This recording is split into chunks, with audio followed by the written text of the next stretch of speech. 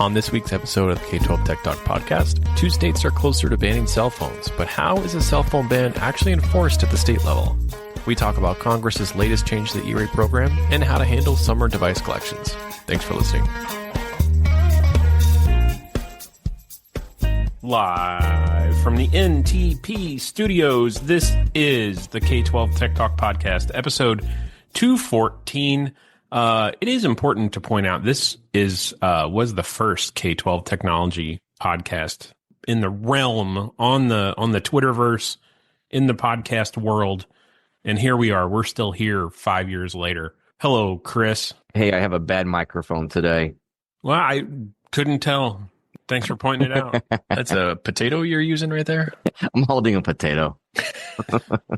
Hey, by the way, exciting though is K12 Tech Talk. I can tell it in your voice. It just sounds so excited. We got a trademark. We do have a trademark. Like, we are legit. Yes. So if you're thinking about a podcast with a similar name, check yourself.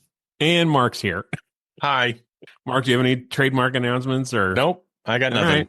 All right. Mark is holding a dog. I brought my dog tonight. It's afternoon. I was just going to say we're probably off our game a little bit because we're recording like 6 hours earlier than we normally do.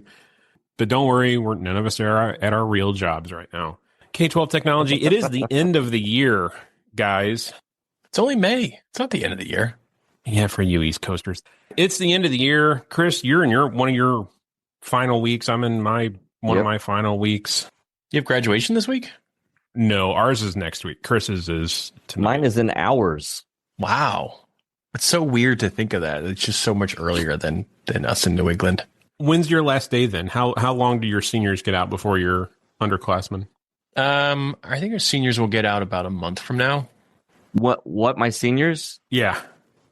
What's the question? Oh my God. Do you even listen? Are you also listening on a potato? How far out do your seniors get out before your underclassmen? Like, when's your last day? Well, this hit a little different because of all the snow days we had. So just like a couple, like whatever is happening right now, like it's not been anything. So maybe a week. Is that? I was gonna say that you did not answer the question. Okay, yeah, our seniors get out like 2 or 3 days. Well, no, I guess it's a week because their seniors' last day is tomorrow, and kids get out next Friday. Yeah, I guess it's a week for us. I feel like it's usually a week and a half. Maybe I'm wrong. All right. It's time for the news, but real quick before the news, Chris, do you want to hit a sponsor before we get into Lightspeed, proud sponsor of the potato headset. They have a new product called Lightspeed Signal. It can help you with your device, your internet, and your app health, and give you some good diagnostics to troubleshoot your students, and when they're at different locations, even at home, that you can troubleshoot that stuff better. I checked that out. It's legit. It's a good product. Lightspeed Signal. All right, Mark, you want to take it over? Yeah, let's dive into this one. So, Memphis Shelby Public Schools, the largest district in Tennessee, is also the largest district to announce their first lawsuit against PowerSchool.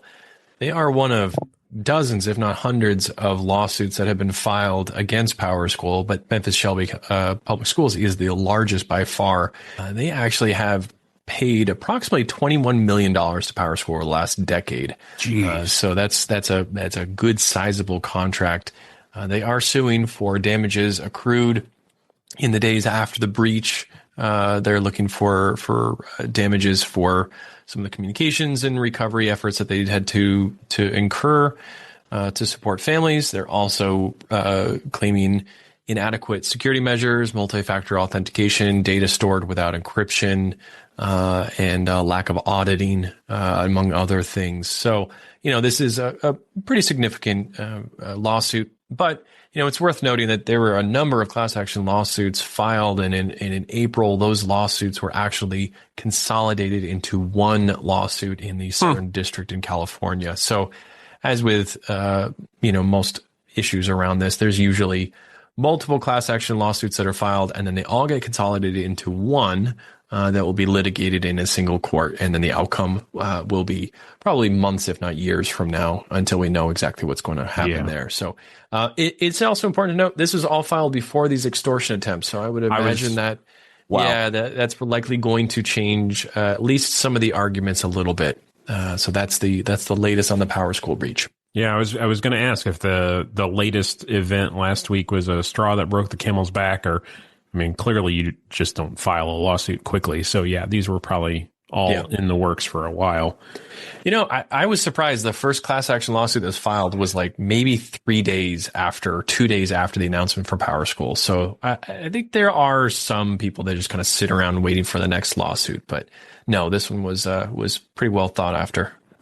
I wouldn't be surprised to see this take 2 years to litigate, to get through discovery, to get through all of the extra stuff, jury selection, trial, like 2 years minimum, easily. Well, and do you think a bunch of school districts are going to jump on board, and then when it's settled, all schools will get $25 each?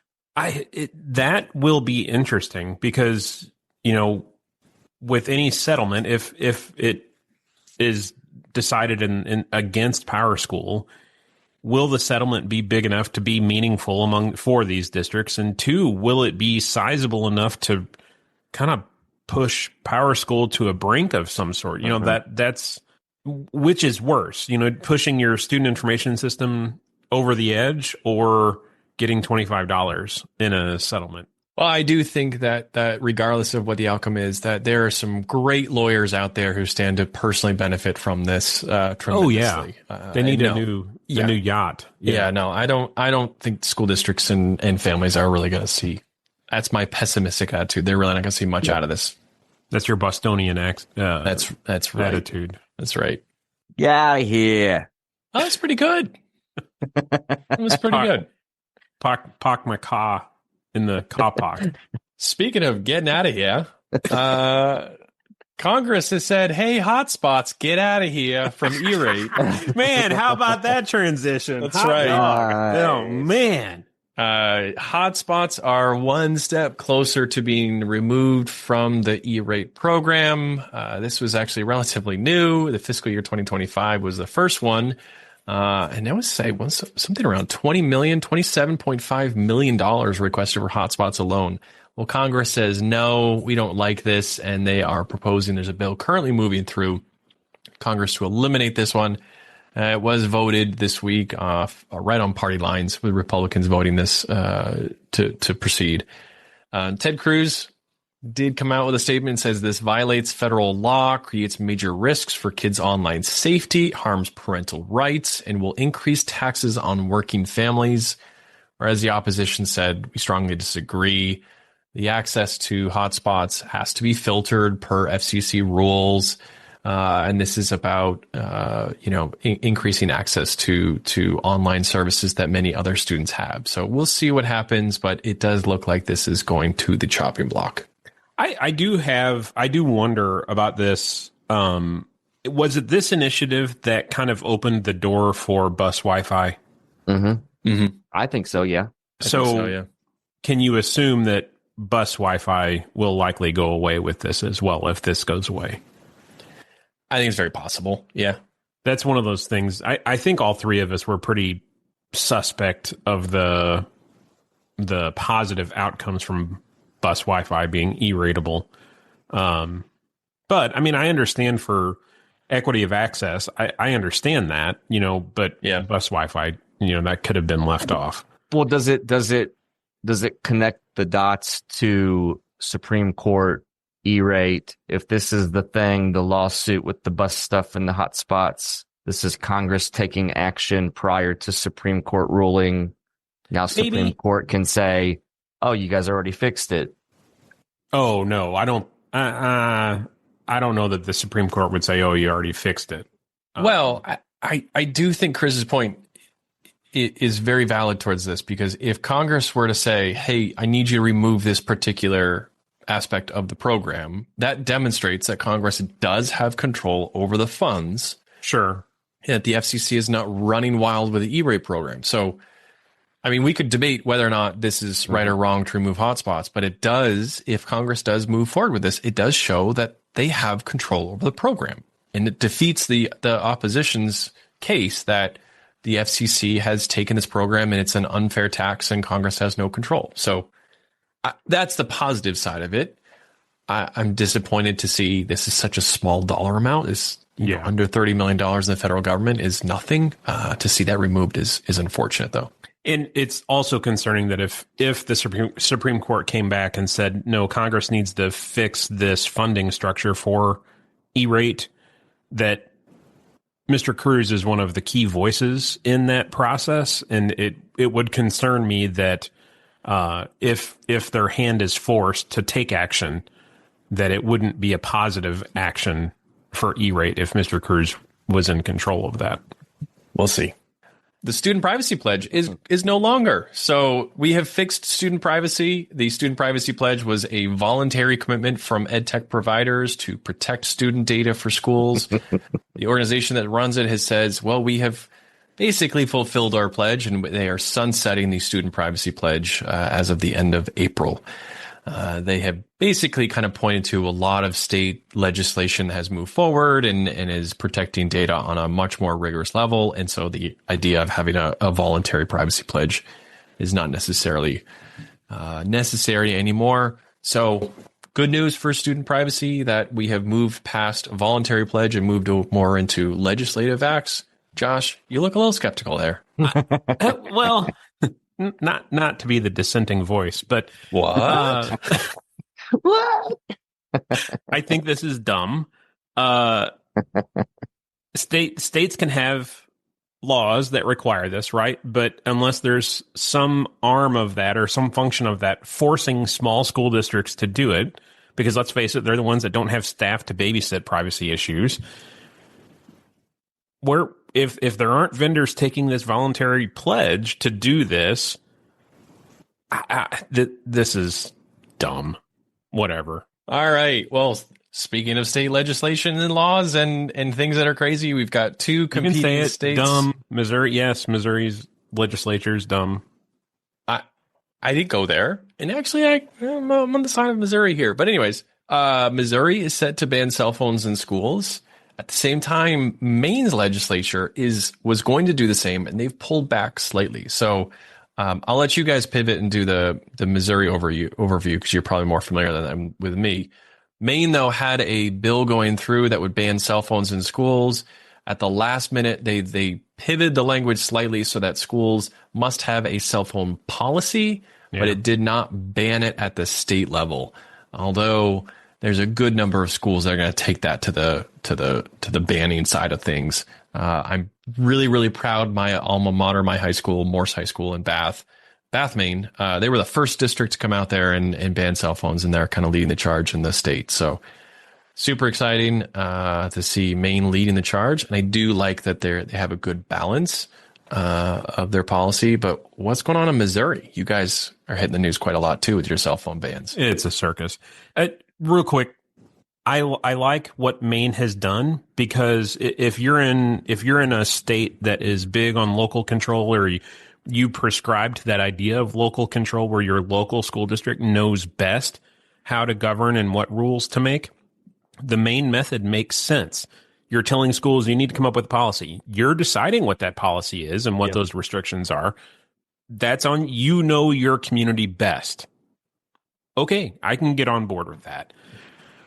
And then you have states like Missouri. Let's go. So they're being very prescriptive. And not to read this, but it has to take effect next school year, by the start of the 25-26 school year. And it's saying that school districts shall prohibit students from using or displaying these devices, meaning personal communication devices that can display communications, information, images, or data electronically. So we're having this whole conversation of, okay, I assume this means smartwatches too. Right. So you're going to check, is that now a dress code thing that you can't wear a smartwatch to school? Anyway, so preventing use or shall prohibit students from using those devices including but not limited to instructional time, meal time, breaks, time between classes, and study hall. There is a call out for exemptions for IEPs and kids that have 504 plans, medical exclusions, obviously for CGMs, constant glucose monitors. And I think there was even a call out, Chris, correct me if I'm wrong. There was a call out for teacher discretion where if the teacher thought that the students could gain something by using their phone during that class Educational period. purposes. Yeah, but clearly that wouldn't flow over to lunch or passing time. Yeah, so it has to be in effect by the start of the 25-26 school year. So all of the school boards in Missouri, I know our board meeting is tonight for this month. This will likely be a topic of discussion for a number of school boards in the next, month and a half, because Chris, you guys were in that process of approving student handbooks and everything for next school year already. So like this has to be done now to get in the handbook. Yeah, and it's I know that we saw some different sentences with this. Like at one time, I think a lunch or passing time could be permitted. Yeah. At one time, it didn't so much say educational purposes. I think it just more said like a teacher can say it's okay kind of vibe. Yeah. So again, this is the state. The state is telling the schools what to do. And they picked the most restrictive way to go about it. There's some interesting stuff. So I think I'm probably one of the last stand schools that does. We still do bring your own device. And we have loved that, and we've tried to hang on to that. So we have a lot of college kids or high school kids that are doing dual credit. Yeah. And it makes a lot of sense for them to have a different device. If maybe they're taking graphic design and a MacBook makes better sense to them than the Chromebook we're issuing. Good Lord. Well, we allow that. We allow personal devices to be used. Not anymore. I think that's over with, right? Yeah. Because it doesn't call out phone or smartwatch. It says the act defines an electronic personal communication device as a portable. And I guess we can get into on the educational purposes, but again, I think it gets really hard to like know that the kid is only using that MacBook for educational purposes and not Snapchat or whatever else, Signal. It's going to be interesting. You have strong opinions on both sides. I think everybody can agree that there's too much technology taking place. But you also have that side of the conversation from a parent perspective of like, Chris, we have a mutual connection. As somebody we know that yesterday said, I like the idea of being able to text my kid during the day and get a response back. I get it. I can understand that statement. Yeah. So now during that 6.5 hours or 7 hours throughout the day, you're going dark. You're not going to be able to communicate like that. So, okay, devil's advocate, Chris, Mark, do you see districts like, my district, we block outside mail for students. Will there be an increased discussion around allowing outside mail for students so that they can communicate with their parent throughout the day? Mm-hmm. I never called my mom during the school day. Why do we need to do this now? Like, it's okay to go a few hours without talking to your parents.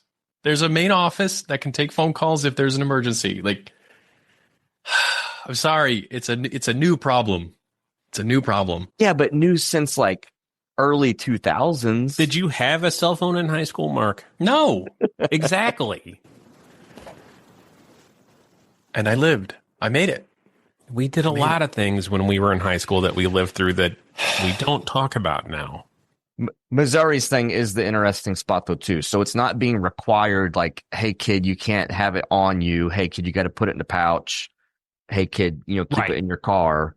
So there's going to be a lot of temptation and probably discipline issues with this because absolutely kids are going to have it in their pockets.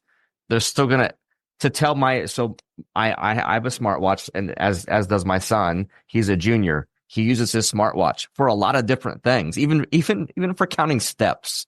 Right. So now we're saying, hey, well, Monday through Friday from 8 to 3. You got to estimate those steps. Yeah, take off your watch. There's just some interesting stuff that will unfold with that. Where maybe most restrictive should have more exceptions listed in it. That law is saying that we can't do exceptions to. Thinking through it, one of the easy ways around it would be, okay, you got to either leave it at home or put it in your locker. And if you have a smartwatch that is Bluetooth only, then you're severing that connection. You're not getting those notifications quite as often unless you're within range. But if you got a watch with a cell connection in it, you're like, that thing's still working, man. Yeah.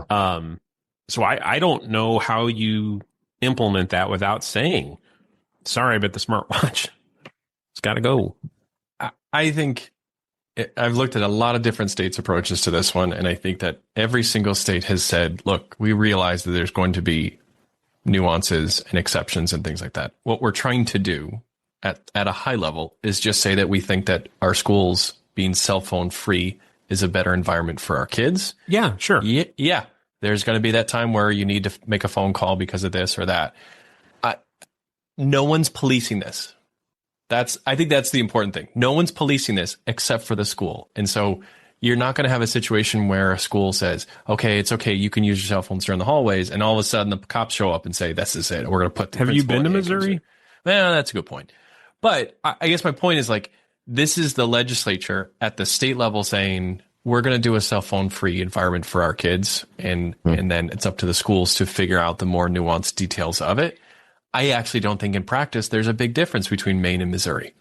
No, probably not. Right? The problem will come in when you get, let's say a district, let's say Chris's district, because I'm not going to volunteer my district for this drama. Chris's district says, okay, we've adopted this rule, but then in practicality, they don't really enforce it. Like you said, Mark, they're allowing them to have them at lunch.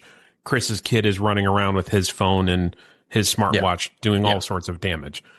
Well, then angry Susie Q Public finds out, oh, Chris's district isn't enforcing the state law, and then gets drama and media involved.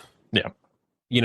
That's where I see that going. Yeah, we actually, well, let's see, I won't say my school. I've been at a school district before with a policy that literally says a whole list of devices and how they're prohibited during the instructional day.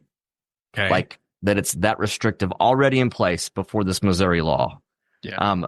But you can go and look in classrooms. Oh, sure. And see cell phones out. So it's one of those deals where we already had policy in place and we're not following the policy that we have. And that's when you get in trouble. Like if there's an incident or an issue, that's where you get yourself in trouble. Yeah. I do think it's going to hit different if it's law. Oh, sure. Yeah. But I still... Are SROs write tickets for it? I think going back to your original question, Josh, over like, is this going to cause more drama when parents say, oh, that you're not enforcing it correctly? The drama that could result from that scenario is way worse than the drama that's already materializing from kids using cell phones all day, every day in school. So I'm 100% on board, and I speak strictly from one perspective, which is my wife coming home every day talking about the pain that she goes through with a cell phone quote unquote ban in her school that's not followed at all. And the number of fights and arguments that originate from social media. Yeah, but so that's not going to fix that because social media will still exist outside school. It will. It reduces the impacts of it though, and creates a better learning environment for kids. Completely agree. Just the fewer distractions, the better. We're on the same page there. Yes. Yeah. It's always in the details. By the way, check out Eaton, and in particular, eaton.com/paths to power. No, other way, pathstopower.eaton.com. Well, that's a redirect, Josh. Well, the link you sent us before in our pre-show meeting was pathstopower.eaton.com. Anyway, this is so Eaton, they do great battery backups, all kinds of great products, but they also make video games. So in a world where pros are the heroes, Paths to Power invites you on a journey like no other. And this is like some kind of adventure game that has some pretty sweet music to it. So anyway, check it out. You can do this during your workday.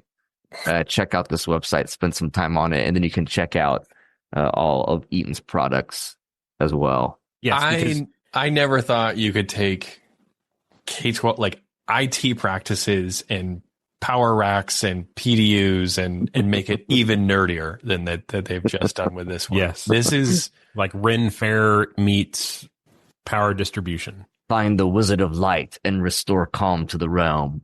Will you answer the call?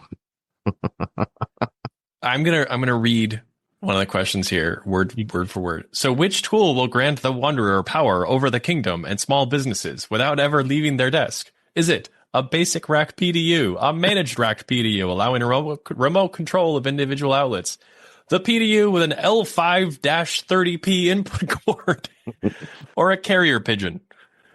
Ye old carrier pigeon. Amazing.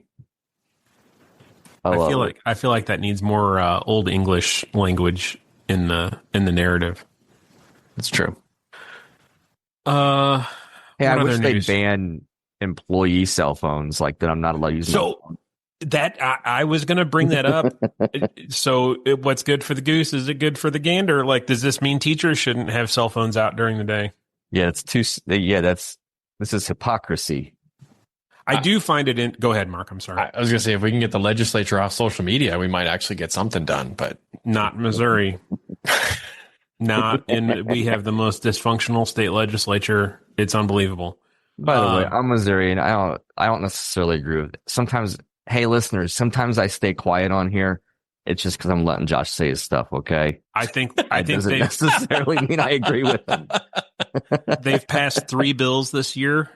I think that's it. They're completely the same. Their own parties, like the same parties, argue within each other. It's ridiculous. I do find it interesting. They added a statement in here that absolves employees and volunteers from any liability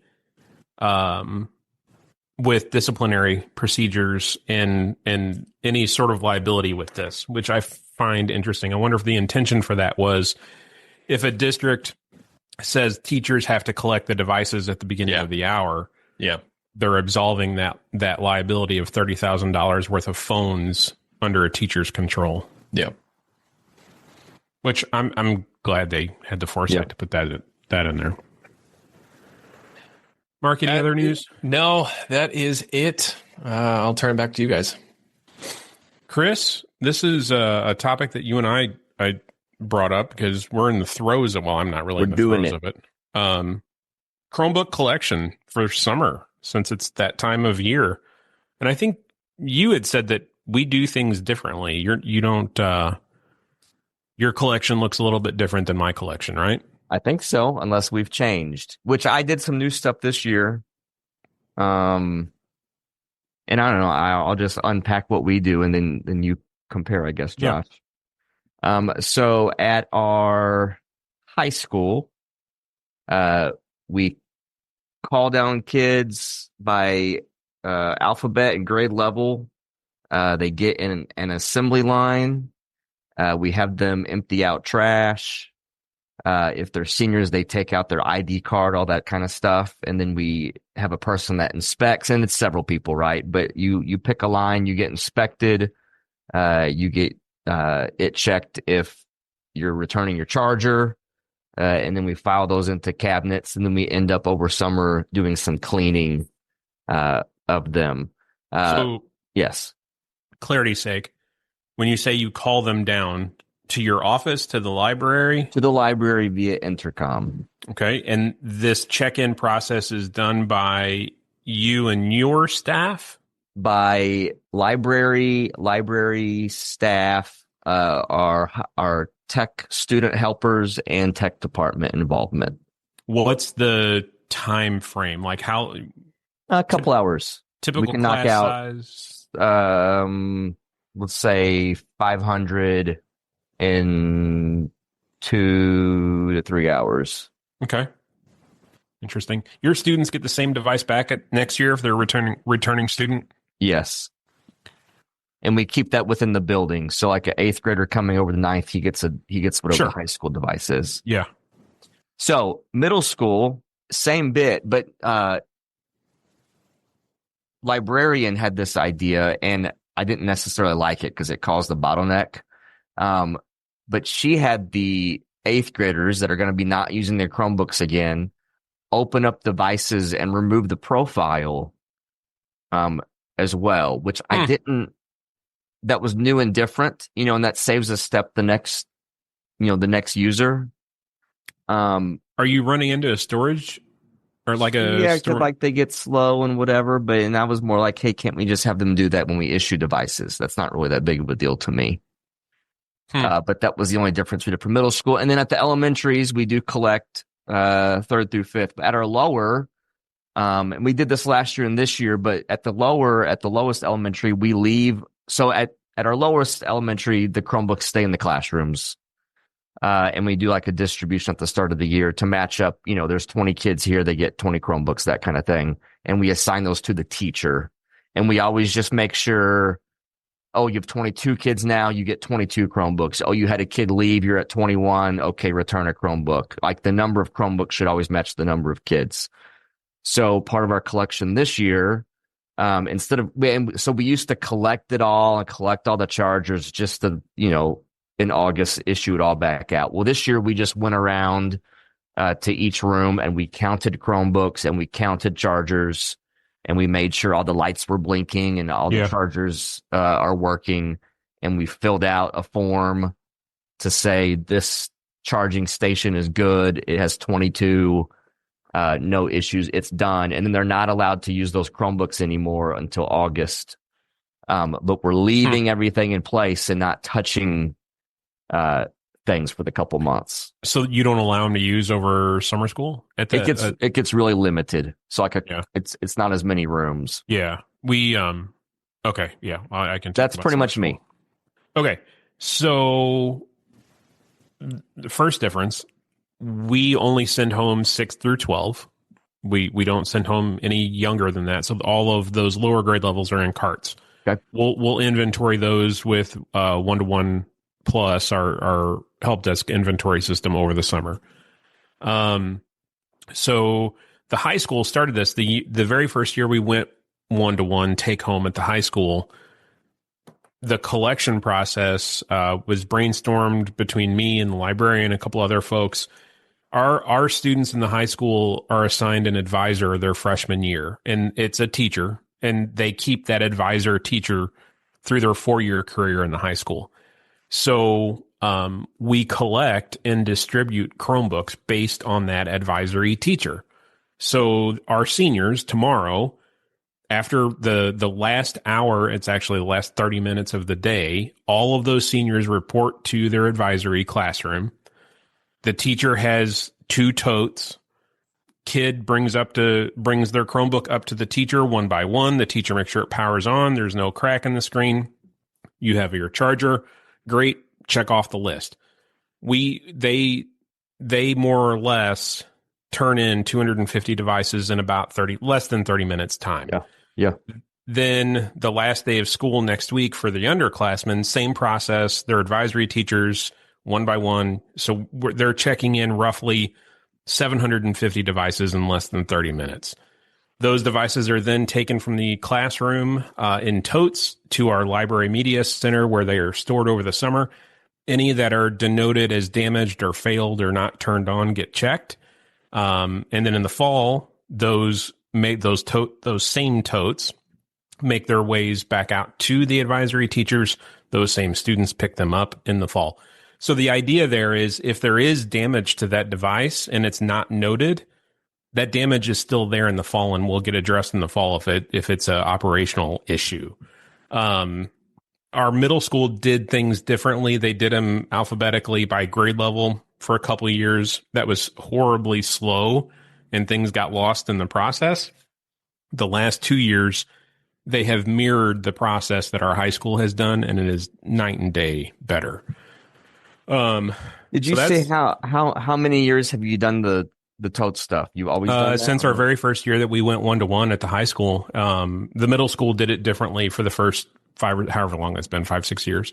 But our high school has always done it that way, and it's always been, the outcome has been very, very good. Yeah, because they're able to collect. Like I said, the whole building's population is right at 1,000, just over 1,000 kids.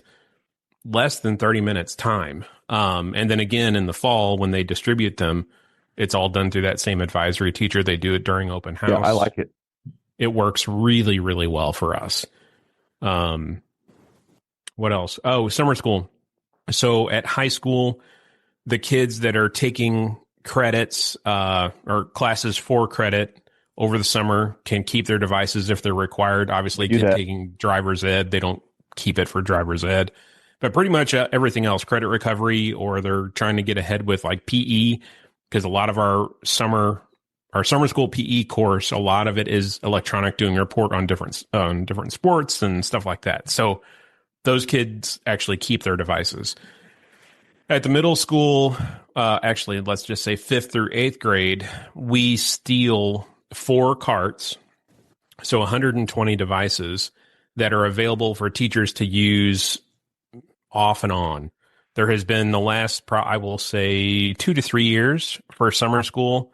There has been a very, very big push to be as device free as possible, because we know that we rely on devices a little too heavily during the regular year. So our administration had said summer school needs to be a break from that. It's meant to kind of be a break unless you're you're trying to remediate or catch up with credits. So that's why there's only four cards in use for that kind of middle schoolish level. And we probably have 500 kids in that middle school level for summer school. Mm-hmm. We roughly, I don't know what your summer school enrollment is like, Chris, but we have about 50% of our students come for summer school. Do you know how many you have? A lot. Yeah, we have about 1,500 kids come for summer school. It's crazy. Mark, do you have any memories of what you guys used to do? Yeah, we pivoted after COVID to keep the devices in schools. And so I kind of love that thought as well. Yeah, the devices stayed within the school building. We did not physically collect them to central office. We were too big for that, but they stayed in the school. And then we recommended that schools send home the devices with students who needed it. That also solved the problem with summer school, because we had, 40 or 50 different summer school buildings in operation with, dozens of programs, and they needed the devices in the school as well. So it allowed us to keep the devices in one place and feed our summer schools. I don't think I knew that you pulled 1-to-1 back after COVID. Yeah, we allowed it. Well, let me put it this way. We allowed schools to decide the model that worked best for their community. And for the most part, at the elementary schools, that meant pulling back 1-to-1, keeping the devices in schools, and selectively sending them home. At the middle school level and high school level, that's where they started to continue to do the take homes. But for the most part, everybody sent the devices back to school, or kept the devices in school during the summertime. Yeah. I still have a hard time seeing elementary, middle getting advantage from take home devices. Our middle school, every once in a while, they're getting used in the evening for legitimate work. I would say by far it's the high school that takes place. It just, I don't know. There's a lot of risk being introduced take home at anything under high school. Our upper elementary, the 3rd, 4th, 5th, they can take them home, but they don't really. So 5th is as the teacher directs, 4th is as the teacher directs. 3rd would be the principal got involved. So that's really special circumstances. But my daughter, Tinley, is a 3rd grader. So she took her Chromebook home once this year. And it was to give and it was really cool to experience it. It was to give us a presentation of where she was at, what she had been learning all year. She had made a Google slideshow presentation to show, and she was asked to, she had to show her family. really cool to see that. And she was proud to get to take her Chromebook home, proud to get to show us the thing. So I felt like it was the beginning. It's the sprinklings of ownership of a device and to show responsibility of bringing it there and back. But to do it every single day or even once a week, man, that would be a lot. Because we know our sixth graders with the Chromebook in the backpack, they're slinging that thing all over the place. Well, I would say that those younger kids value that ownership or that responsibility more than middle school kids do. And then again, it flips again once they enter high school. That responsibility comes back again at high school level. That's an interesting study, I think. And then you get kids like making their Chromebooks smoke and stuff. Oh, speaking of that, we do have a listener email about the TikTok trend. Chris, I know you were out last week. Do you want to debrief us on your experience with TikTok trends? Sure. I like TikTok. Oh, you're a TikTok star. I dabble in it, and I have a long day at work, and I go home and I sit on the couch and I scroll, and I consume the TikToks. But the trend that really hit my school. I think the total count that was investigated and documented probably hit 20.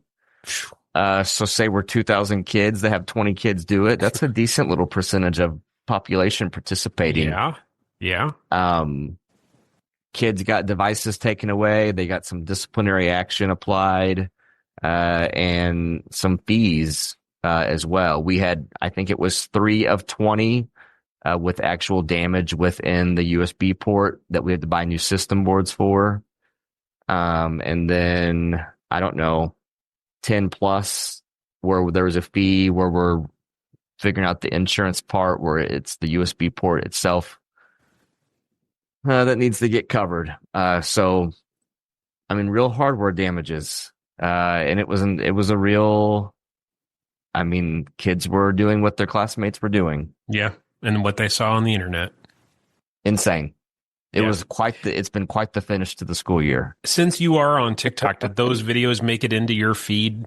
No, I had seen one prior to it hitting our school.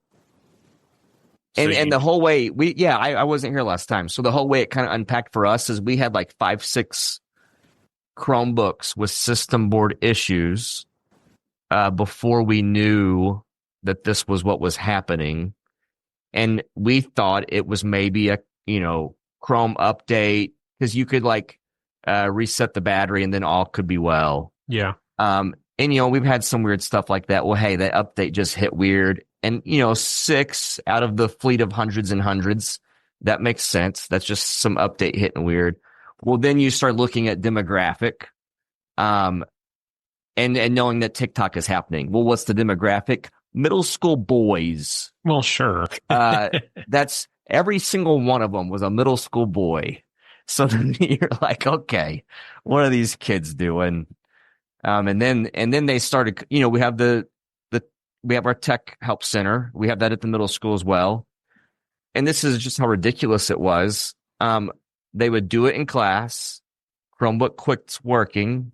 So they walked themselves down, to our tech help center to get help with the device that they just fried, So then we just had the list because we have issue forms. So we knew exactly what kids did it, and we could retroactively even look back. So before that 6, there had been some others. And they all self-reported. Oh, wow. Yeah, interesting.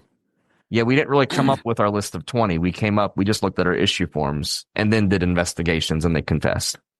That's funny. You put them under a spotlight and did bad cop, good cop. Well, I held up a Chromebook and I was like, I stuck the pen in it. You tell me what you did right now. Or this thing catches a fire. We got an email from listener Jonas, and that is not a real name. He's asked us to protect his identity. But he said he works for a series of schools, small, roughly 1,000 students. said that there were a group of kids that were having a competition to see how long they all could hold the graphite in there as it heated up. Said all four of them managed to get caught simultaneously as puffs of smoke were rising in the classroom. You can only imagine that's taking place. I know. And the one he sent us some pictures, with damaged melted USB port. Said the winner of the challenge managed to burn himself by holding onto the graphite so long that it got that hot. And the ringleader got expelled from school with just a week or so left of class in the school year. So they've sent messages to parents, and you can imagine the feedback. My kid wouldn't do that. So Jonas, thanks for the email. If you've got any other wild stories of TikTok trends taking place, I heard there's a new one with Don't say it. The outlets. There's something with like shoving things in electrical outlets and causing breakers to go off. We got an email, or I saw a post over on Pro about that, a comment over on Pro about that. My God. Yeah. By the way, VIZOR, check out VIZOR. It's a great time to look at VIZOR so you can know where all of your things are. VIZOR.cloud/K12 Tech Talk. If you're preparing for your device collections, you want to audit your stuff this summer, even if your budget is tight, VIZOR has a low-cost edition called Essentials. They do asset management, so you can track how many devices you have with the TikTok trend. Check out VIZOR.cloud/K12 Tech Talk. We should do this at Midwest Tech Talk. What's that? Put things in USB. No. See what happens. You clearly remember the incident. Fire. Okay. Yes. You're right. I actually went back and dug that video out and showed some people. Midwest Tech Talk, which is it's a thing of legend, but we smashed a Chromebook on stage with a battle axe after putting it in a aquarium with water. And didn't take the battery out to begin with. And something with battery and air and water. And small sharp fire. Metal objects. Yeah, it was great. No big deal. Orange come juice. hang out with us in July at MidwestTechTalk.com. maybe we'll, I still think this is a good idea. We can do it outside. Oh, goodness. Yeah, have a competition who can hold the graphite in longest. I like it. My money's on Jay. Anything else?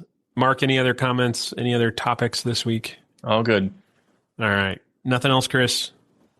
No, well, I guess, yes. I'm pumped up for next week getting a FortiGate and getting FortiAnalyzer installed. Oh, cool. If you're in the interest of that, you can email FortinetPodcast@Fortinet.com. But yeah, I'm excited about that. Excited for summer projects. That's probably a good episode we can unpack is summer projects next time-ish. Yeah, it's that time of year. Hopefully your graduation goes off without a hitch tonight. And we're streaming it. We'll see what happens. All those of you in the same boat in the next week, until we talk again, happy graduation. We will see you next week. We might not be the same. You share the same pain that I do. The views and opinions expressed on the K12 Tech Talk podcast are the personal opinions of Josh, Chris, and Mark, and do not represent the views or opinions of our sponsors or other organizations that we're affiliated with. The material and information presented here is for general information and entertainment purposes only. Thanks for listening, and we'll see you next week.